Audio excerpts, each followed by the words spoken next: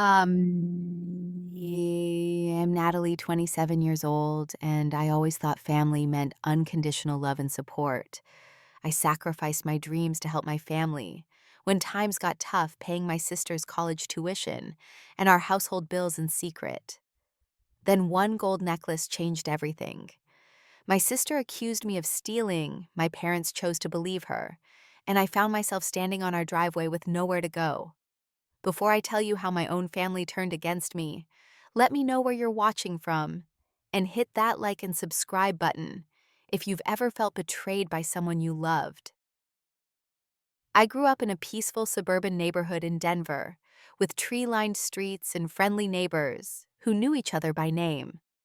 Our home was modest, but comfortable, a two-story house with a well-kept lawn that my father James took great pride in maintaining every weekend. My mother, Diane, worked part-time as a dental hygienist at a local clinic, always home in time to prepare dinner for the family. My younger sister, Amanda, and I shared not just a bedroom for most of our childhood, but also our deepest secrets and dreams. There was a 5-year age gap between us, but it never seemed to matter. I can still remember braiding her hair before school, helping her with homework, and defending her from neighborhood bullies. We were inseparable, and I took my role as her big sister seriously. I taught her how to ride a bike, apply makeup for her first school dance, and navigate the complicated social dynamics of high school. She would crawl into my bed during thunderstorms, and I would tell her stories until she fell asleep. Our father ran a successful construction business that provided us with a comfortable lifestyle. We never had extravagant luxuries, but we never wanted for anything either. We took modest family vacations to national parks, had new clothes for each school year, and participated in after-school activities without concern for cost. My parents saved diligently for our college education, determined that both their daughters would have opportunities they never had. Life seemed perfectly on track. I graduated with honors from the University of Colorado, with a degree in finance, landed a job at a respected financial firm in downtown Denver, and was saving money for graduate school. Amanda was accepted to Colorado State University to study marketing, and everyone was proud of her academic achievements. Our family celebrated each milestone together, from graduation parties to job promotions. We were the picture of a loving, supportive American family. Then the economic downturn hit 5 years ago, and everything changed. My father's construction business began struggling severely as building projects dried up and clients canceled contracts. The company that had supported our family for decades teetered on the brink of bankruptcy. I still remember the night I overheard my parents talking in hushed, worried tones at the kitchen table, surrounded by bills and bank statements with red warning notices. That night changed the trajectory of my life. I lay awake until dawn thinking about my family and what I could do to help. The next morning, I walked into my boss's office and asked for additional responsibilities and overtime hours. I called the graduate school I had been accepted to and deferred my enrollment. These weren't even difficult decisions for me. They were instinctive. Family comes first. Always. What my parents didn't know was that I quietly began paying Amanda's college tuition when they could no longer afford it. I didn't want her education interrupted, didn't want her to feel the weight of our family's financial struggles. I set up automatic transfers directly to the university bursar's office each semester. Additionally, I started contributing significantly to household bills, paying the electric bill, the water bill, the internet service. I did it all quietly, telling the utility companies to send confirmation emails to my personal account instead of mailing paper statements to the house. I never told my parents about these arrangements. They had enough stress rebuilding the business, and I didn't want them to feel like they had failed as providers. My father was already struggling with his sense of identity and purpose as his business faltered. His hair seemed to turn gray overnight, and the confident, jovial man who had raised me became withdrawn and quick to anger. My mother took on extra shifts at the dental office, coming home with dark circles under her eyes, but still putting dinner on the table every night. As for Amanda, I made the decision not to tell her either. I wanted her to focus on her studies without worrying about money or feeling indebted. In retrospect, that may have been my first mistake. While I worked 60-hour weeks, lived frugally in a small apartment with a roommate, and postponed my own dreams, Amanda's life continued uninterrupted. She joined a sorority, studied abroad for a semester in Spain, and maintained the lifestyle she had grown accustomed to. From the outside, no one would have guessed our family was struggling financially. Gradually, I noticed changes in Amanda. The sweet, grateful sister I had grown up with began transforming into someone I barely recognized. She complained about the low-quality meal plan at her dormitory. She rolled her eyes when our mother served leftover casserole 2 nights in a row. She made cutting comments about my boring wardrobe and practical car. When Amanda came home for holidays, she expected our parents to still give her spending money, unaware that I was the one keeping our family afloat. My parents, especially my father, seemed blind to these changes. They continued to treat Amanda as the baby of the family who needed protection and special treatment. My mother would say, "Your sister is still finding herself," or "College is stressful for her." My father would slip her $20 bills when he thought no one was looking, despite having to ask me for a small loan the previous week to cover business expenses. The tension in our home was palpable during family gatherings, but no one addressed it directly. I felt increasingly underappreciated and invisible, yet I continued supporting everyone financially out of love and a sense of responsibility. I told myself things would improve once Amanda graduated and entered the workforce once my father's business recovered, once we got through this temporary rough patch. I never imagined that a gold necklace would be the catalyst that would shatter our family completely. The changes in Amanda became more pronounced with each semester at college. She returned home for breaks with designer clothes, speaking differently, even walking with a new confidence that bordered on arrogance. She had found a new circle of friends, girls from wealthy families who spent spring breaks in Cancun and whose parents owned vacation homes in Aspen. "You should see Brittany's closet," Amanda would say casually over dinner. Her dad bought her an entire new wardrobe for the semester, and Madison's parents got her a BMW for her birthday. Not even a used one. I would watch my father's face fall slightly before he forced a smile. "That's nice, honey," he would say, "but we've always taught you that material things aren't what matter most." Amanda would shrug and change the subject, but the damage was done. I could see how these comments affected our parents, reminding them of what they could no longer provide. Meanwhile, Amanda developed a condescending attitude toward my lifestyle choices. One evening while I was visiting my parents' home, she noticed my practical work shoes by the door. "Target brand seriously, Natalie." She laughed. "Don't they pay you anything at that financial firm? You look like a substitute teacher." "My shoes are comfortable and professional," I replied calmly, "and I'm saving for important things right now." "Like what? You don't do anything fun. You don't travel, you don't even go out on weekends," she said, scrolling through her phone disinterestedly. "Life's too short to wear ugly shoes." What Amanda didn't understand was that I was saving for important things, like her education and our parents' mortgage. Her social media presence became another source of frustration.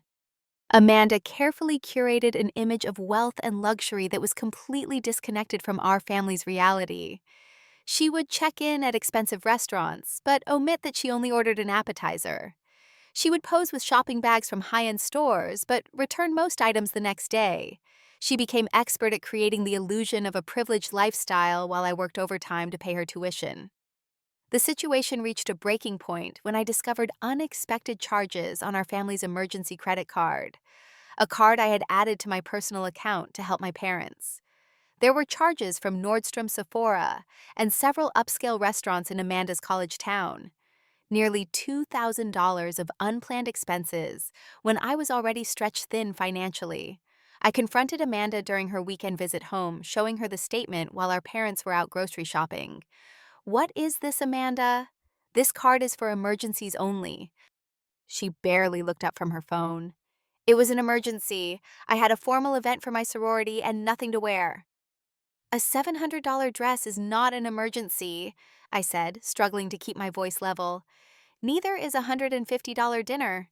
"God, you sound so old," she sighed dramatically. "It's not like you don't have money. You're always talking about your investment portfolio and your 401k. Stop being so cheap. That money isn't for designer dresses, Amanda. It's for our future, for security. Whatever. I'll pay you back when I graduate and get a real job, she said dismissively. My marketing professor says I have a real talent. I'll probably get hired by a top firm in New York. When I brought up the credit card charges to my parents later, they minimized the situation. She's young Natalie, my mother said. She'll learn responsibility in time. We should let her enjoy college, my father added. These are supposed to be the best years of her life. It became a pattern. Any conflict between Amanda and me resulted in our parents taking her side. If I mentioned her spending habits, I was jealous of her youth. If I suggested she get a part-time job like I had in college, I was trying to control her. If I expressed frustration at her entitlement, I was being too hard on her. The disconnect between my financial sacrifices and my family's perception of me grew wider.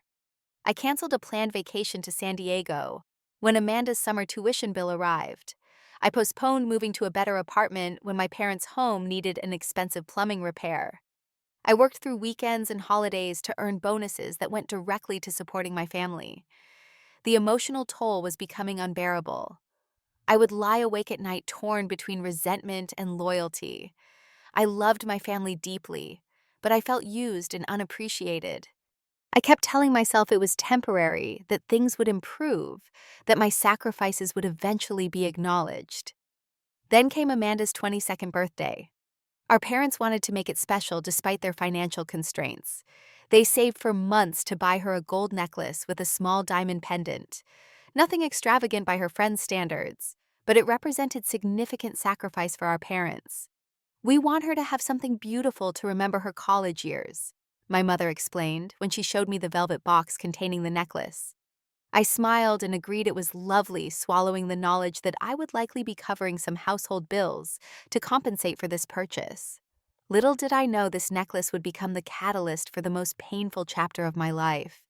The evening of Amanda's birthday dinner started pleasantly enough. My parents had reserved a table at her favorite Italian restaurant, a small family-owned place where they knew the owners well enough to get a good table, despite the modest price they could afford. I arrived early to place a bouquet of flowers on the table and help my mother set up a small display of childhood photos. When Amanda arrived 30 minutes late and dressed as though she were going to a celebrity gala rather than a family dinner, she kissed the air near our cheeks and immediately began telling us about the absolutely insane party her sorority sisters were planning for her over the weekend. Madison's parents rented out an entire rooftop bar downtown, she said, examining the menu with a slight frown. They're flying in a DJ from Los Angeles who played at Coachella last year. I caught my father's expression, a mixture of inadequacy and determination to appear unfazed. Well, we might not have a famous DJ, he said with forced cheerfulness, but we do have something special for our girl. After we had ordered and received our entrees, my mother nodded to my father, who pulled out the small gift-wrapped box from his jacket pocket. Happy birthday, sweetheart, he said, placing it beside Amanda's plate.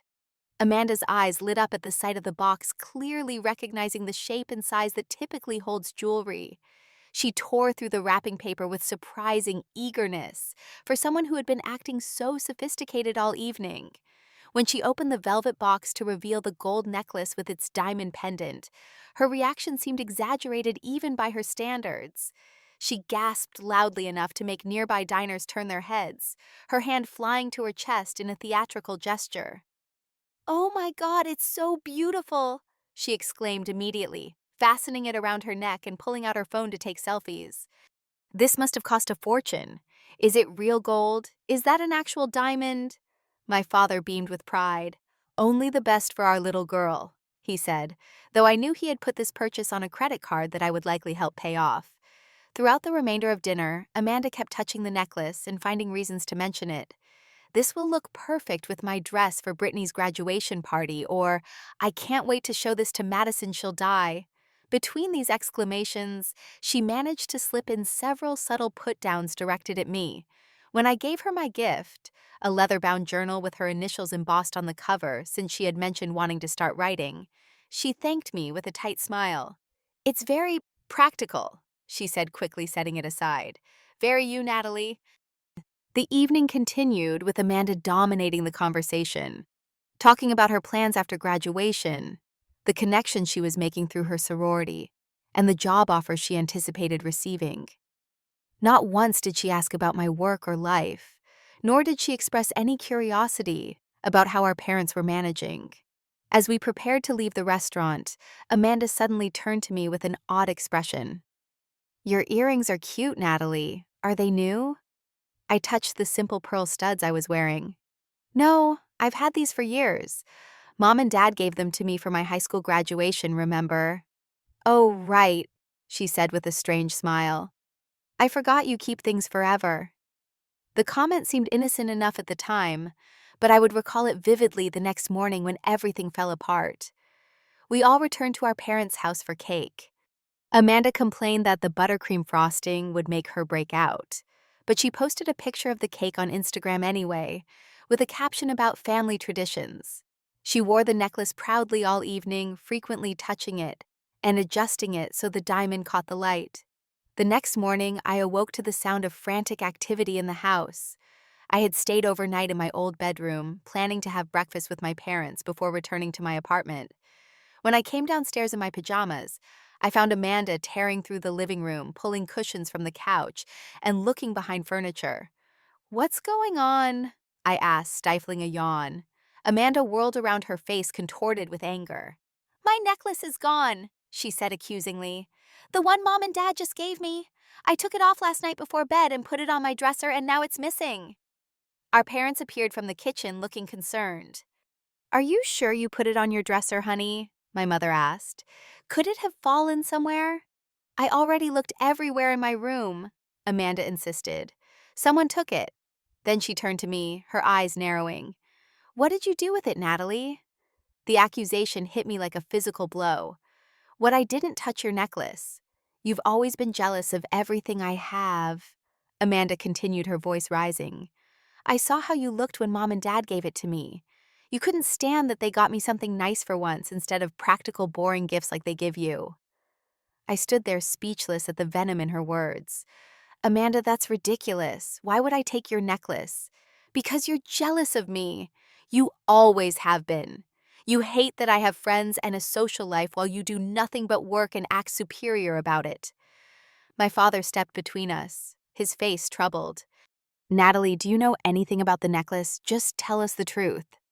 The fact that he was even asking sent a wave of hurt through me. "Dad, I didn't take it. I wouldn't do that."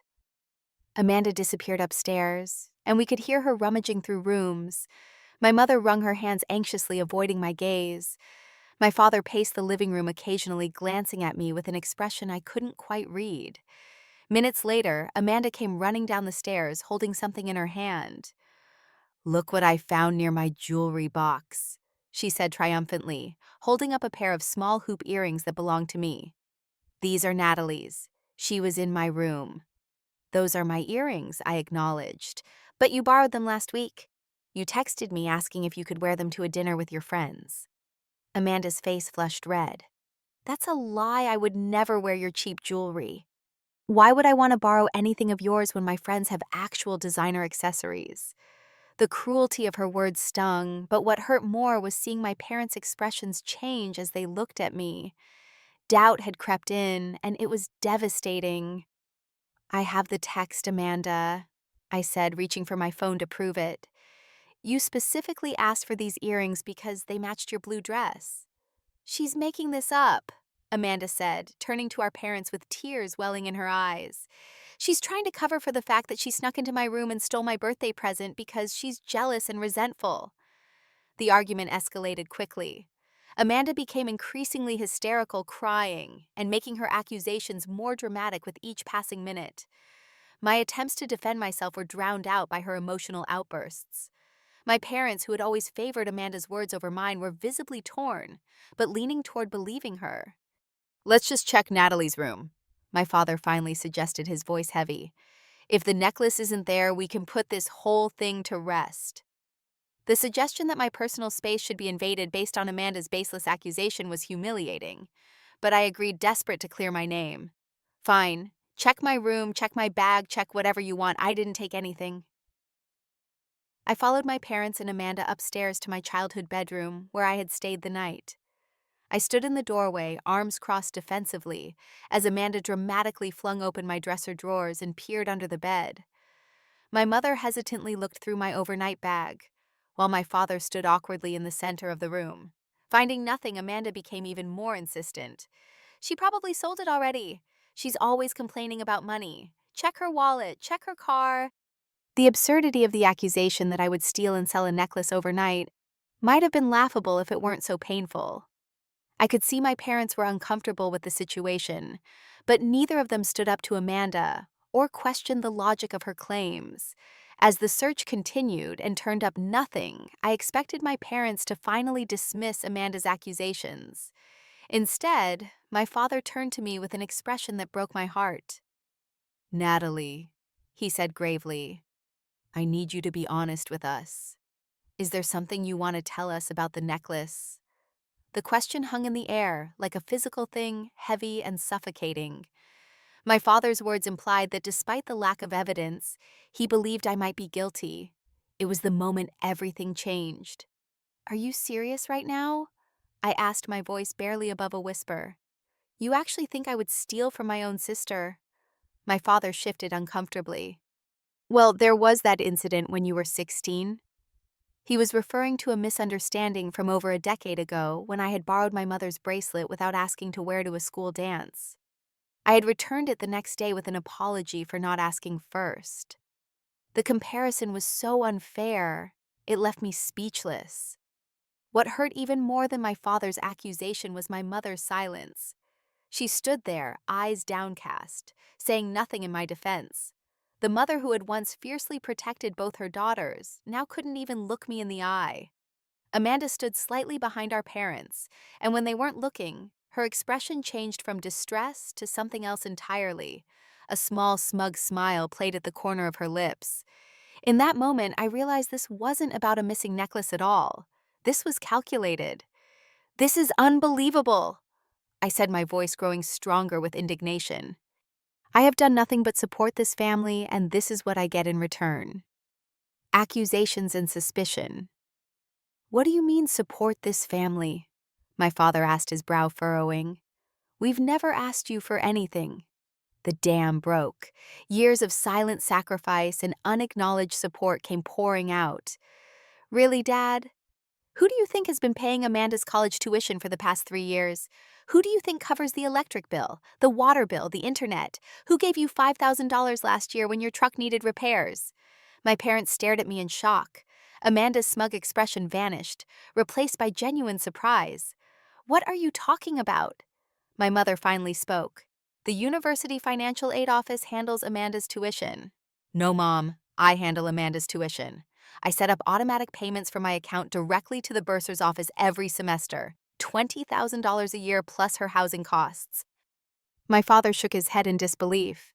"That's not possible. We would know if—" "Check your mail lately. Notice how there are never any past due notices anymore. That's because I pay the bills before they're late. I have been keeping this family afloat financially for years, while you've been struggling to rebuild the business."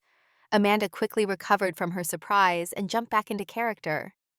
"She's making this up," she said, though her voice lacked its earlier conviction. "She's just trying to make me feel guilty and indebted to her because she knows she took my necklace." "I can prove it," I said firmly, pulling out my phone. I opened my banking app and showed them the recurring transfers to Colorado State University, with Amanda's student ID in the reference field. I scrolled through months of utility payments, mortgage contributions, and other expenses I had covered for the family. My parents stared at the evidence in stunned silence. Then, instead of the gratitude, or at least acknowledgement I had expected, my father's face darkened with anger. "Why would you keep something like this from us?" he demanded. "Who gave you the right to make these decisions behind our backs?"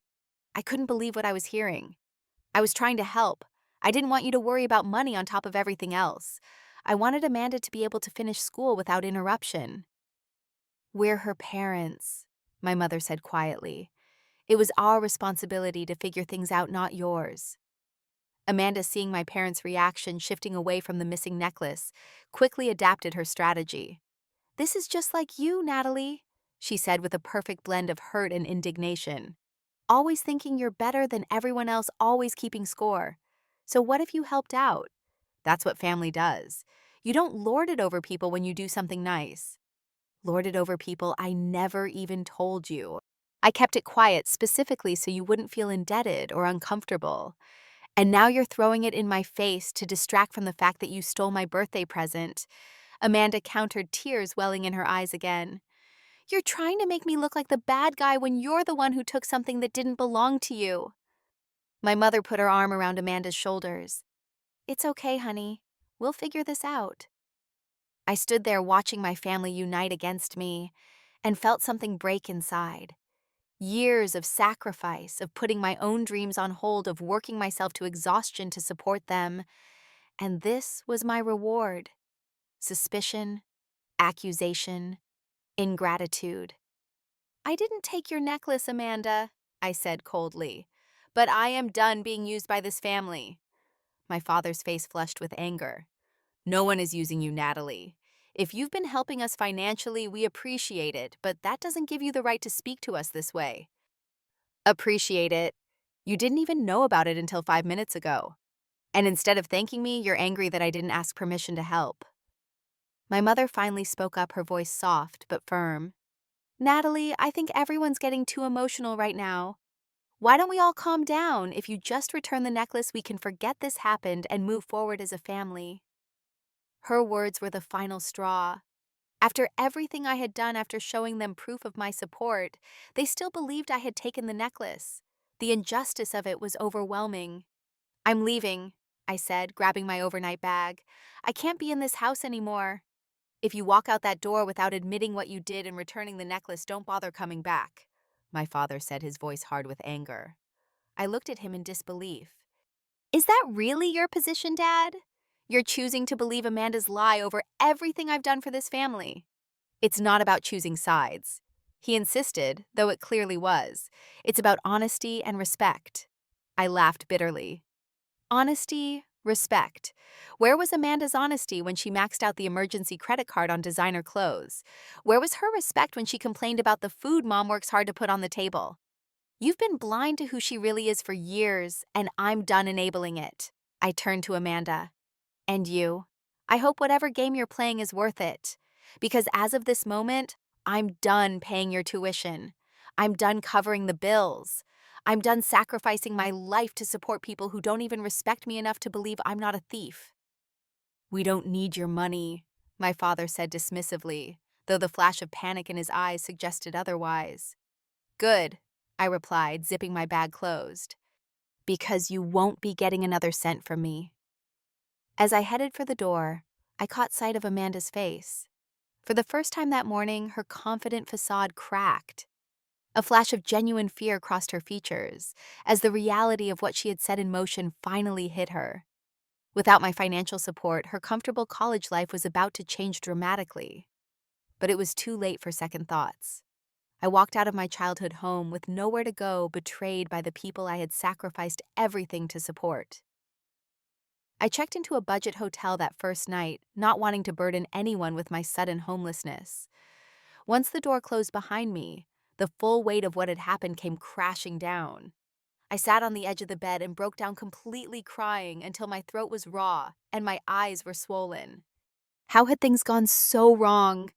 How had my own family turned against me so completely? The questions circled in my mind, finding no answers. Only more pain. Around midnight, I called my best friend Taylor, the only person who knew the full extent of my financial support to my family. Her immediate response was both comforting and practical. "You're coming to stay with me," she said firmly. "Pack your things. I'll be at your hotel in 20 minutes. Taylor lived in a small but cozy one-bedroom apartment. She insisted I take the bedroom while she slept on the pull-out couch, ignoring all my protests. "It's temporary," she assured me, "until you figure out your next steps." The next morning, still feeling numb, I took the first concrete action to sever my financial ties to my family. I logged into my banking app and stopped all automatic payments. Amanda's tuition, the household utilities, the monthly contribution to my parents' mortgage.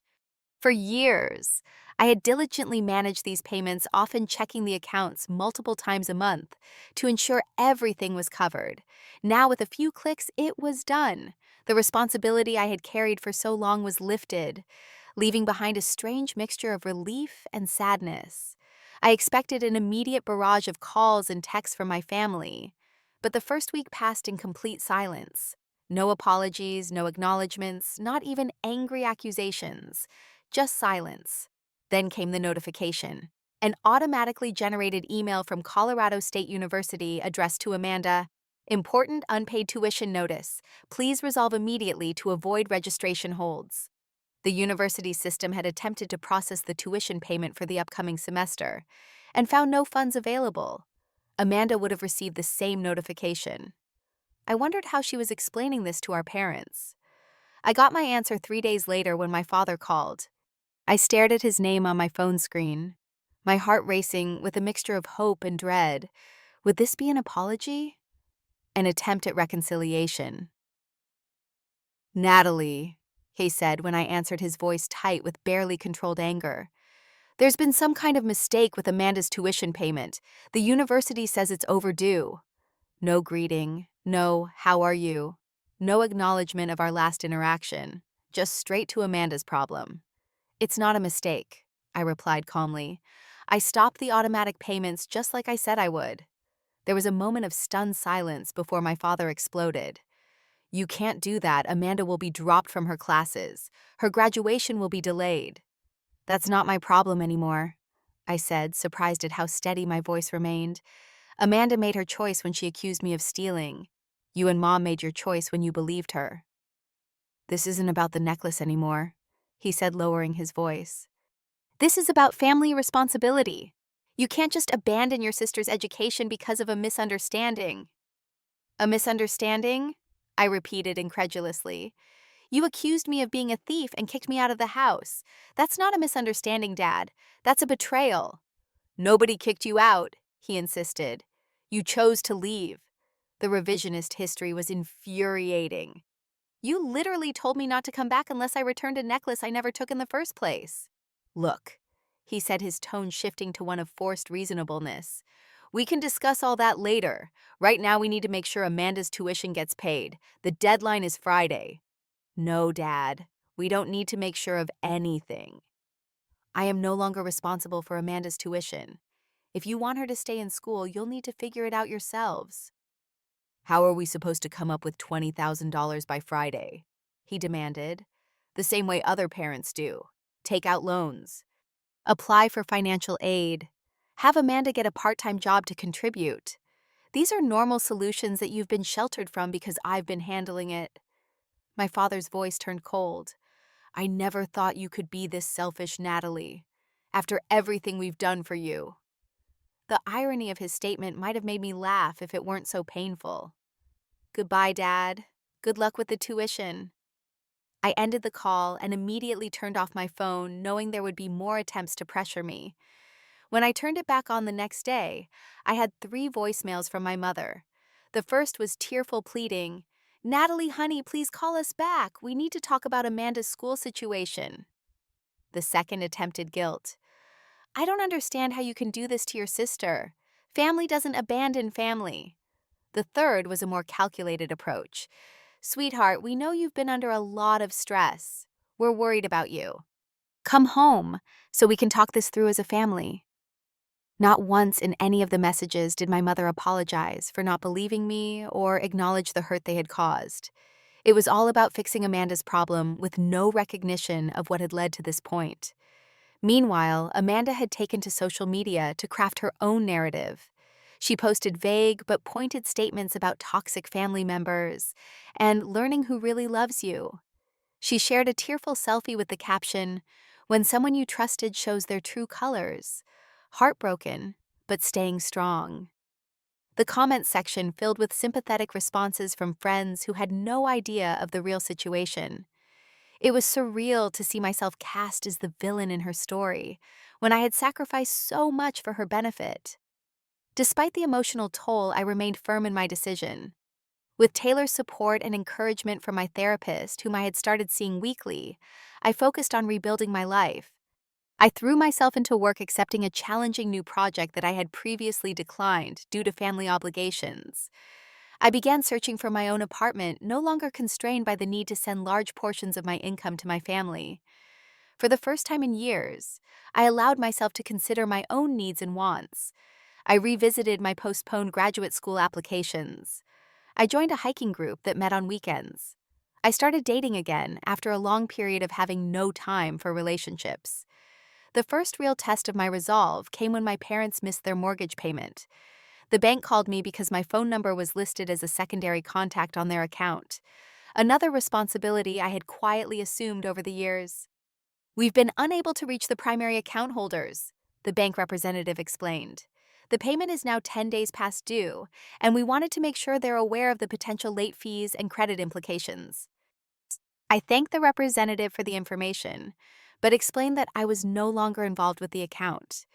After ending the call, I sat for a long time staring at my phone, fighting the ingrained urge to solve this problem for my parents, to protect them from the consequences of their actions. I didn't call them. It was one of the hardest things I'd ever done, but I held firm to my boundaries. They needed to understand the reality of their financial situation without my safety net. Around this time, family, friends, and acquaintances began reaching out, having heard conflicting stories about why I was suddenly absent from family gatherings. Some were genuinely concerned. Others seemed to be fishing for gossip.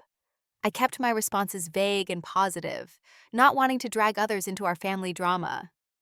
One conversation, however, stood out. My mother's sister, Aunt Rachel, called me unexpectedly one evening. "Natalie," she said when I answered, "I've been hearing some concerning things about you and your family. Would you be willing to tell me your side of the story?" Unlike others who had reached out with their minds already made up based on whatever version they'd heard, Aunt Rachel's questions seemed genuinely open. I found myself telling her everything: the years of financial support, Amanda's accusation, my parents' response, and my decision to stop enabling their behavior. "I suspected something like this," she said when I finished. "Your mother has been very vague about why you're not speaking to them, which isn't like her, and Amanda's sudden concerns about money seemed out of character." "I feel guilty sometimes," I admitted. "I know they're struggling without my help." "You have nothing to feel guilty about," Aunt Rachel said firmly. "You went above and beyond for years, and instead of appreciation, you got accusations. They need to face the reality they've created." Her validation meant more than I could express. For so long, I had carried both the financial burden and the emotional weight of keeping my support secret. Having someone who knew my family acknowledge that I had done the right thing helped ease the constant self-doubt. With this newfound support and clarity, I continued rebuilding my life. I found a lovely one-bedroom apartment in a neighborhood I had always admired, but previously considered too expensive. I enrolled in weekend graduate courses, beginning the journey toward the advanced degree I had deferred years ago. I started setting aside money for my own future, rather than using it to solve everyone else's problems. The guilt didn't disappear completely. There were nights I lay awake wondering if my parents had figured out how to pay their bills, if Amanda was still in school, if my decision to withdraw support had caused them undue hardship.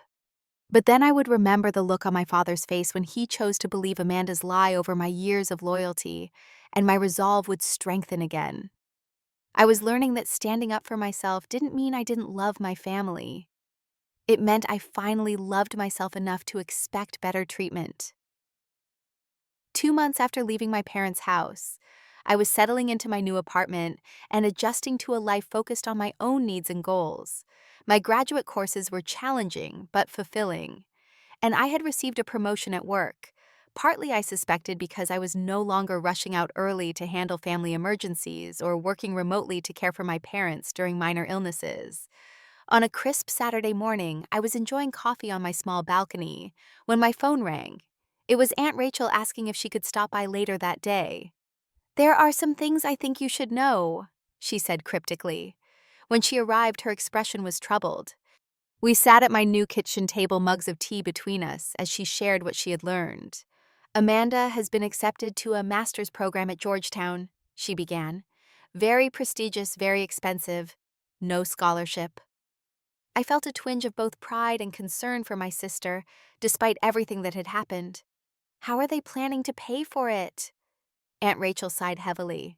Your parents have remortgaged the house. They've taken out a second mortgage at a terrible interest rate because their credit has suffered recently. The news was concerning, but not entirely surprising.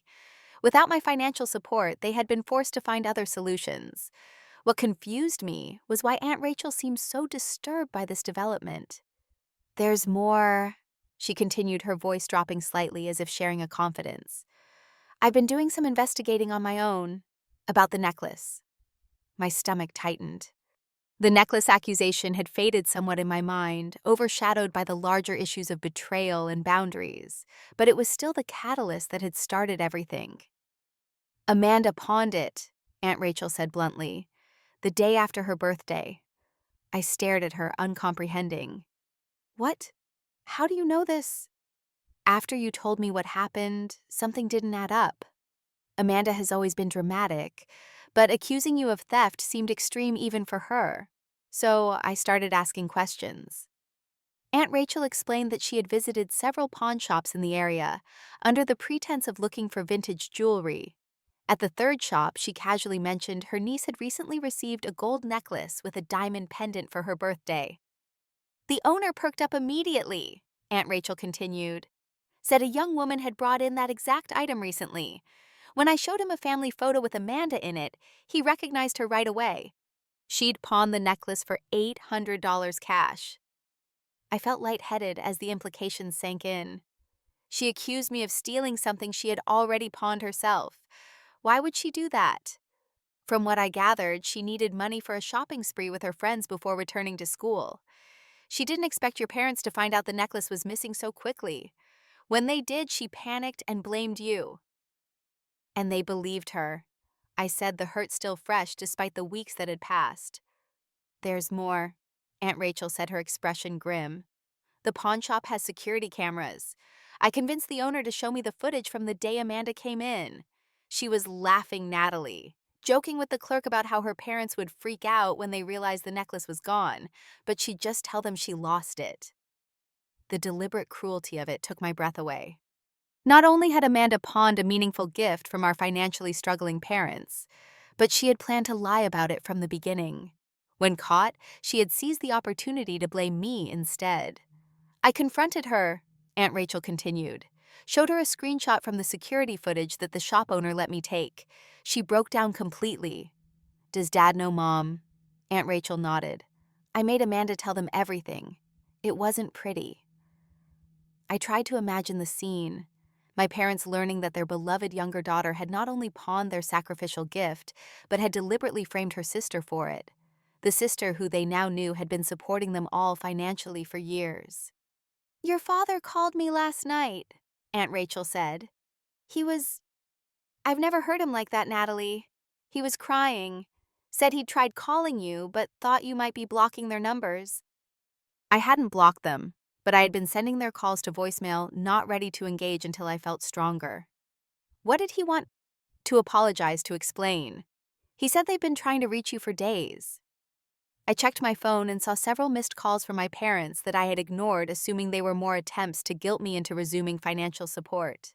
There were also voicemails I hadn't listened to. With shaking hands, I played the most recent one from my father just yesterday. Natalie, it's Dad. We know about the necklace. We know what Amanda did. Please call us back. We need to talk to you.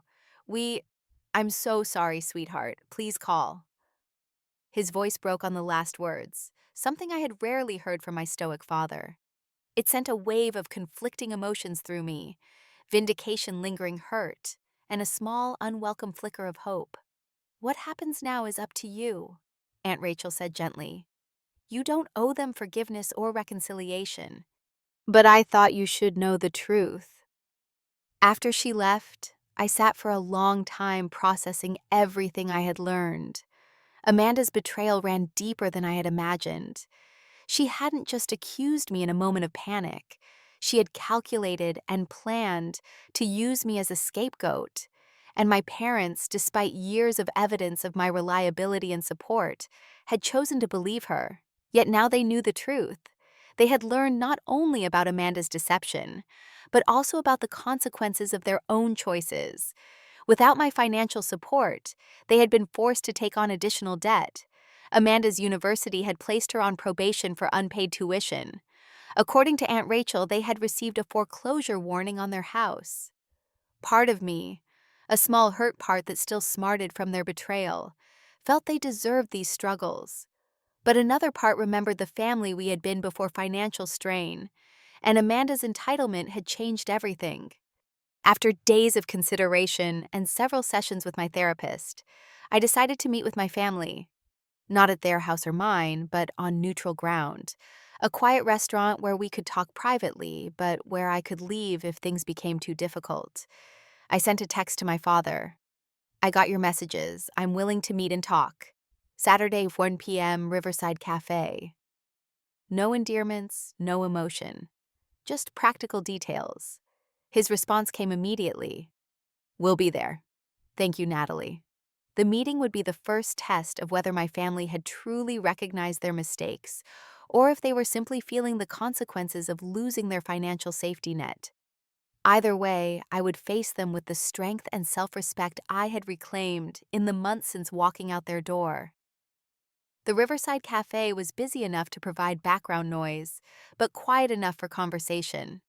I arrived 15 minutes early and chose a table in the corner with a clear path to the exit, a small precaution that my therapist had suggested. When my parents and Amanda walked in, I was struck by how much they had changed in just 2 months. My father looked older, the lines around his eyes deeper, his shoulders slightly stooped.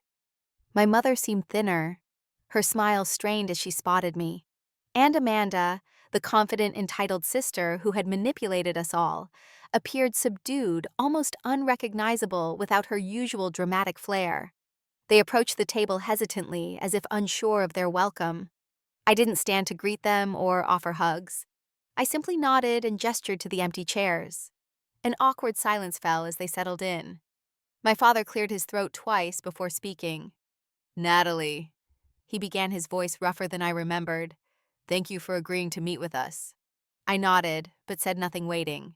This conversation needed to come from them. We owe you an apology, he continued. A big one. We believed Amanda's lies over your years of loyalty and support. There's no excuse for that. We were wrong, my mother added, her eyes shining with unshed tears. So terribly wrong. Not just about the necklace, but about everything. I looked at Amanda, who was staring fixedly at the table, avoiding my gaze. And you? I asked, my voice cool and controlled. Do you have anything to say? She raised her eyes reluctantly. I'm sorry. She mumbled the words barely audible. For what exactly?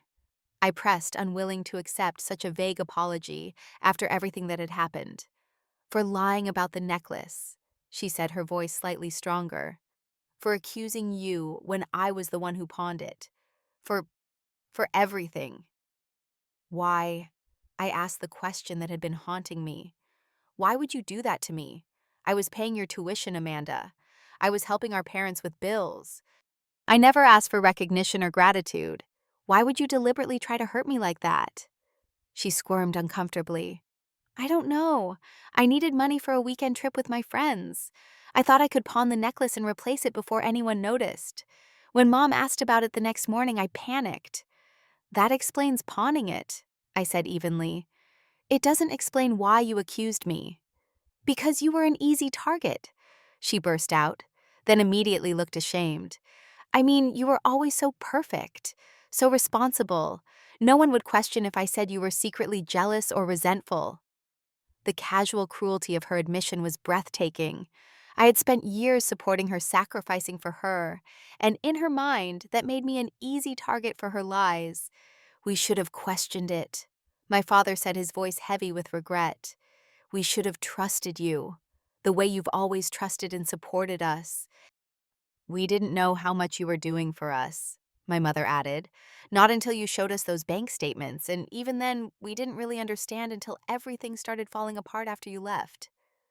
My father nodded grimly. The mortgage payment was late for the first time ever. Amanda's tuition went unpaid. Utility bills piled up. It was like watching a house of cards collapse. We realized how much we had been taking you for granted, my mother said softly. How we had let Amanda's dramatics blind us to her behavior, while expecting you to be the perfect, responsible one who never needed attention or support. I took a sip of water, using the moment to collect my thoughts. I didn't do those things to be thanked or praised, I said finally. I did them because I love you, because family supports each other through hard times. But what happened with the necklace showed me that the support only went one way. You're right, my father acknowledged. We failed you as parents. We favored Amanda and overlooked her faults while holding you to an impossible standard. And when it really mattered, we didn't believe in you. Amanda had remained quiet during this exchange, but now she spoke up, her voice small. I'm on probation at school. They might not let me graduate if the tuition isn't paid by the end of the month. I raised an eyebrow, wondering if this was another manipulation tactic, bringing up her problems in the hope that I would rush to solve them as I always had before. That's not why we're here, my father said sharply, surprising me with his rebuke to Amanda. We're not asking Natalie for money or help. We're here to apologize and try to make amends if that's even possible. Amanda flushed red. I know, I wasn't asking for anything. I don't know. What are your plans? I asked, genuinely curious about how they were managing without my financial support. I've taken on consulting work with some of my old construction contacts, my father said. It's not much, but it's helping. Your mother has increased her hours at the dental office. And I got a job, Amanda added, sounding almost proud. Part-time at the campus bookstore. And I'm looking into transferring to the state university for my master's instead of Georgetown. It's a lot cheaper. The fact that Amanda was considering a less prestigious school for practical financial reasons was perhaps the most surprising development of all. It suggested a level of maturity I hadn't seen from her before. We've also been meeting with a financial counselor, my mother said, learning how to budget properly, how to address the debt we've accumulated. It's been educational. I nodded, processing this information. They were making efforts, taking responsibility for their situation, rather than expecting me to rescue them. It was a significant change from their previous behavior. What about you? My father asked cautiously. How have you been? For the first time in our conversation, I allowed myself a small smile. I'm doing well. I have a new apartment. I started graduate school part-time. I received a promotion at work. That's wonderful, my mother said with what seemed like genuine happiness for me. You deserve all of that and more. The conversation continued tentative and careful on all sides. We avoided the most painful topics and focused instead on neutral ground. My new apartment, my father's consulting projects, my mother's colleagues at the dental office. It wasn't comfortable exactly, but it wasn't the confrontation I had feared either. As we prepared to leave, my father asked the question that had clearly been on his mind throughout our meal. Where do we go from here, Natalie? Is there any way to rebuild what we've broken? I considered his question seriously before answering. I don't know, I said honestly. I can't go back to how things were before. I won't be your financial safety net or the person who solves everyone's problems while being taken for granted. We would never ask that of you again, my mother assured me quickly. I believe you mean that right now, I replied. But trust takes time to rebuild. I'm willing to try with some conditions. Anything?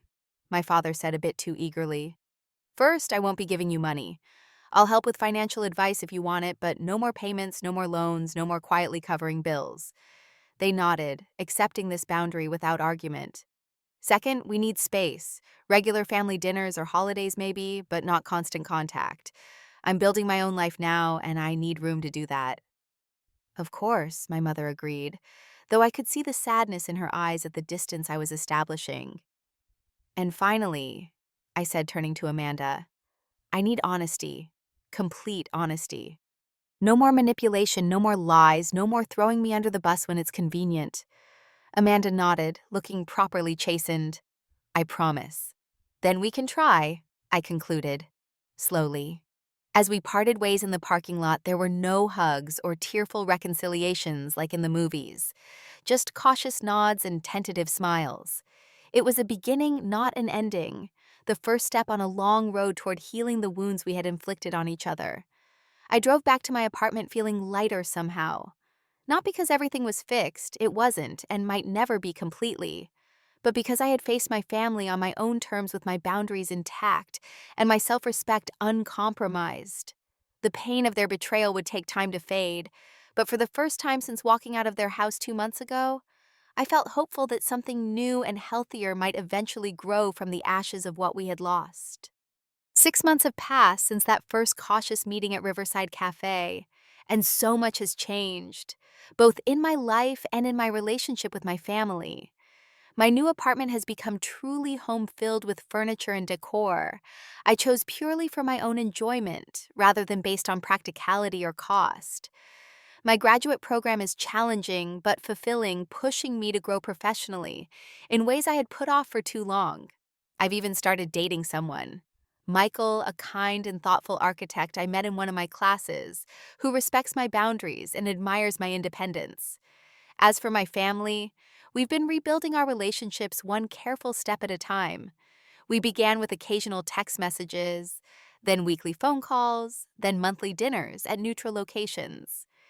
Each interaction has been an exercise in new patterns of communication and respect. My parents have continued working with their financial counselor, learning to live within their means and address their debts responsibly. They refinanced their second mortgage at a better rate, cut unnecessary expenses, and created a realistic budget. My father's consulting business has grown steadily, and my mother received a promotion at the dental office for her increased responsibilities. The most dramatic change, however, has been in Amanda.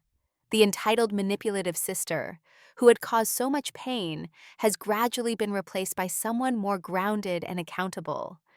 After her university put her on probation for unpaid tuition, she made the difficult decision to withdraw from her final semester and transfer to the local community college. It was humiliating at first, she admitted during one of our cautious sisterly coffee meetings, telling my friends I couldn't go back to CSU watching them graduate without me. But honestly, Natalie, it was the wake-up call I needed. Amanda now works 30 hours a week at a marketing firm while completing her degree part-time.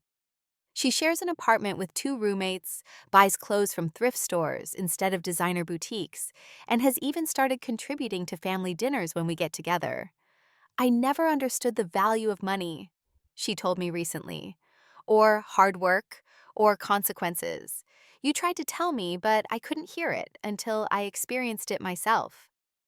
Our family has also started attending therapy together once a month, a suggestion from my individual therapist that surprisingly everyone agreed to. These sessions have been difficult, but illuminating, uncovering patterns of behavior that had damaged our relationships for years. My parents' tendency to shield Amanda from consequences while expecting perfection from me. Amanda's learned helplessness and manipulation tactics. My own enablement and resentment cycle. We put too much responsibility on you from a young age, my father acknowledged during one particularly emotional session. You were so capable, so mature, that we forgot you were still our child, not a third parent. We let you carry burdens that were never yours to bear. Thanksgiving marked a significant milestone in our healing process. After much consideration, I agreed to join my family at their home for the holiday, the first time I had returned since the day of the necklace accusation. Walking through that front door was harder than I had anticipated. Memories of that painful morning flooded back, making my heart race and my palms sweat. But the house itself had changed in subtle ways. Gone were many of the more expensive decorative items that had remained even as my parents struggled financially.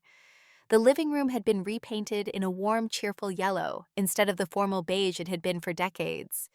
There were signs of a simpler, more authentic life being built. Dinner was not the elaborate production it had been in previous years.